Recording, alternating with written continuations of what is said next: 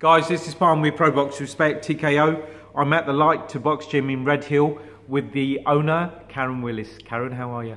I'm well, thank you. Thank you for coming to do this interview with us today. No problem, it's a real privilege to be here. Nice and quiet. Beautifully quiet. Wasn't earlier, busy Yeah. with everyone here doing their personal training, because we don't have so much time in the week because of our classes to be able to offer people one-to-ones, so it tends to be the weekends. We will mention him. I know he was doing Ian Jumbo Johnson, who's here, Yeah. who's not only your manager, but he's a Matchroom employee as well. Does the cut man and training. Karen, for the viewers who the hardcore will know, some of the viewers who don't, LIKE2BOX gym, as I said, in Redhill, home to many top boxers: Billy Joe Saunders, former world champion Andy Lee, super kid Charlie Edwards, Lucian Reed, Josh Kelly, Mitchell Smith, just to name a few. And we can't obviously leave them out. Adam Booth, Absolutely. very well-known trainer, and Jumbo Johnson. Yeah. So there must be days when you just pinch yourself and look around and think, oh my God, you know, all these guys around here. I know. I started this 3 years ago, and I remember going around to Jumbo's house and said, I've just bought, it was called Like to Fight then, and I said to him, I've just bought Like to Fight gym. And he just looked at me and he thought I was lying. Really? And he went, no, he said, you haven't. I said, here's the keys, Jumbo, I've bought Like to Fight gym. I said, come on, we're gonna have a partnership here, and we're gonna make this something amazing. Yeah. And we truly have. And so, of course, now with Adam here and all the fighters, and I have to say, each and every one of them are just an absolute, such beautiful people, and we're blessed to have them in our gym. They come in the office and say hello, and you know, they're out here and they're training and they're dedicated, and I think it's so important to see young people wanting to have a journey, to take a path, and to do something really positive with their lives.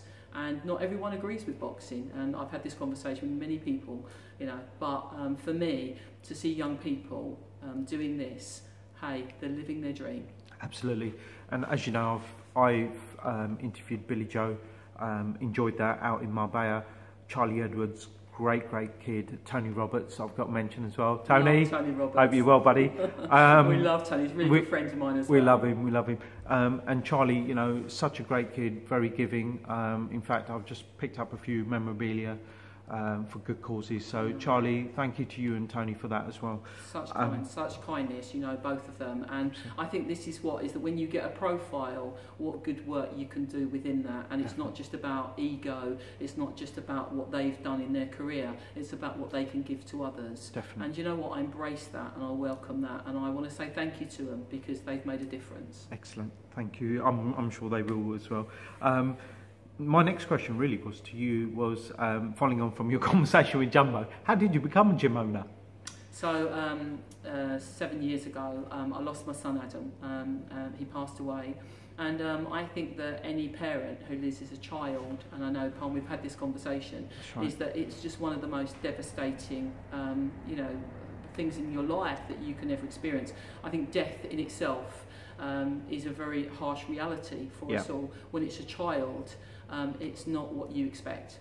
And so Adam passed away, and he was beautiful, and he was very gracious in his life. And for those that knew him, would always say that if he liked you, he loved you, and if he didn't, you really knew about it. Yeah. And I wanted to open this gym as a legacy, and to give young people an opportunity that he never had. He was 13 when he passed away, and so I wanted to give something into this to make it a reality. And it's been hard, and I don't think people realise how hard it has been. Yeah. And 3 years of blood, sweat and tears of Jumbo and I in that office day in and day out, but we've done it and we are really proud. Absolutely, and well done. And as you say, you know, it must have been so tough as a parent. Did Adam like boxing? He did. He liked all sport, and my other children had been in the amateurs. They'd done boxing as well. My daughter did some kickboxing, but didn't quite like getting kicked, so she gave that up quite quickly. But yeah, I mean, Adam would watch the boxing. I was brought up with it. My dad and my granddad loved it, and so you know, I was brought up watching Muhammad Ali and you know all of that, and it was just lovely. I mean, some of the boxers that I remember, some people wouldn't even think about now. Yeah. So for me, it was just something that was important. But you know, boxing for me wasn't about the ones who make it to the top. It was about the ones who just wanted a place and a space to come. And I think that we've created that here. Definitely. I mean, you've got a stable of champions, but you know, sometimes it's not just about what you achieve in the ring, it's champions in life as well.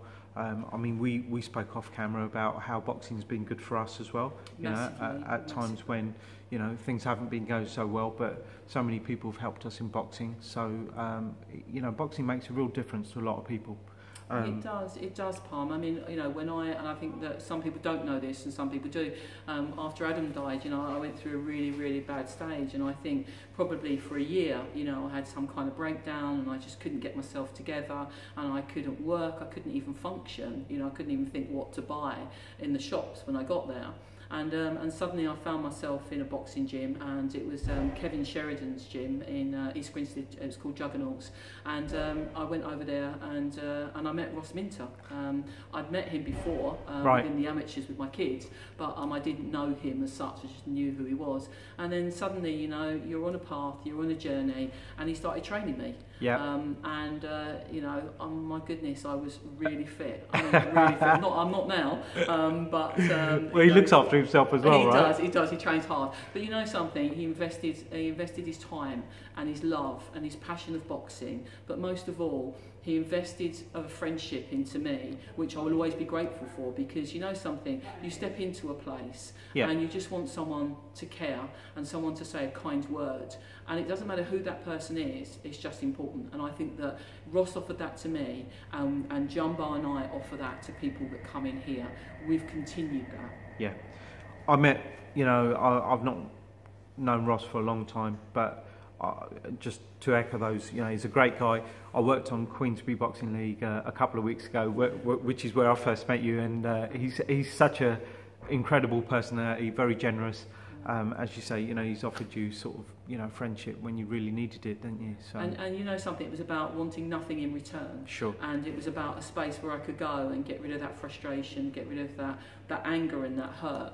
And I found a real solace in that. And so, you know, for me, boxing isn't just about those who step in the ring in a professional level. It's about making it a place where people can come just because they want to, and they can. Exactly. And that these doors are open to any level. Just latching on to that, I know obviously we've mentioned the stable of professional boxers you have here. Your doors are also open to people with learning disabilities, depression. I know you do loads of charity work. You have amateurs come here, the Red Hill Amateurs, the Queensbury Boxing League. I can imagine that's probably quite busy and hard to manage, but there's also that sort of political side. How do you juggle all that? Yeah, it's been hard. It's been really hard because, you know, I set up the amateurs, and my daughter was a great help in that as Jumbo, and we kind of didn't know what we were doing because we'd never run an amateur club before, and so we kind of just muddled through and asked people for advice. But you know something, we had to find a platform for our young people, you know, our under 16s who couldn't go on Queensbury, who needed experience, and the amateurs is the only route to take. It really is. It's a safe. It's a good route where they're going to get the skills that they need, and so we've been really blessed. We've got a guy called Kevin Lugard now, who is our coach and trainer. So basically, Red Hill Amateur Club run from here, and they take that space which we give to them, you know, freely and willingly, and they've done a fantastic job. Kevin is the main coach here and has truly made it something fantastic. Of course, I help Ross and Alan on Queensbury, and with the amateurs that's going to be a conflict, but we've managed to separate it out, and Jumbo does the pros with Matchroom. It's always going to be hard, PARM. It's always going to be hard, but we've managed it, and I think we've managed it well. Good, and you found a way. As you know, there's a big event tonight. Frank Warren, Floyd Mayweather co-promotion tonight. Come on, Liam Walsh. So it's at the Copper Box tonight. Is there any other than obviously the big names you have already here? Is there any other boxers you like watching, or you know sort of? It's hard, isn't it? Am I allowed to say? Is my question. You know, you're it's your interview. You say whatever you want. LIKE2BOX Gym. I think Anthony Joshua is just awesome. I really do, and I think he's going to go all the way. Do you know what I mean? For a long period of time, and I don't think he's going to be a 5-minute wonder. I think he's a very talented young man, and I've heard other people not agree with that statement. They think that he's going to blow out, and it may not be something that he's going to do in the long term. I don't believe that. I think his passion is there, and I think he's just going to work and work and work. Of course, I've got to mention Billy Joe Saunders. Yes. I love Billy. I've spent a lot of time here. He sits on the bench where you are to the right, Palm. Sits there with his little bit of food that he comes in with, bless his heart. And I really love Billy, and I love Billy because he's very down to earth, and he says it how it is. And you know what he says? He says, "This is hard work, Karen." And people don't realise how much sacrifice there is within boxing. Absolutely. And you know what? I love him for that, because you can make it look so easy. When he steps in between those ropes, he makes it look like a hot knife slicing through butter. But it's not like that at all. No. And when I see these guys in here, hour in, hour out, training, sweating, being pushed to their absolute physical limit, then you know the sacrifice. When they have to leave their family, when they have to come here, and train when they're in camp. Absolutely. It's hard. Absolutely. It's hard. It's not just about food. No. It's not just about exercise. It's about the whole mental attitude that they have to go with it. And unfortunately, this is not football, and not every boxer is fortunate enough to make big money. But it's nice to see the likes of Billy Joe Saunders, Anthony Joshua, as you say. They're nice, humble guys. I mean, I know where you're coming from with that statement you made about Anthony Joshua. I'm sure Johnny Oliver's going to love you. He's a huge fan, and he's Anthony's ex-trainer. But he's only been boxing since 2008. There you go. Olympic gold medalist, unified heavyweight world champion. So hopefully big and better things. Before we wrap up, Karen, just quickly, I wanted to ask you what your personal plans are for the gym, maybe your long-term vision. Okay, and my long-term vision has always been, Jumbo and I have always talked about opening up another LIKE2BOX. I did look at doing that down in Portsmouth. Okay. And that didn't come about because it was just really hard just to find premises.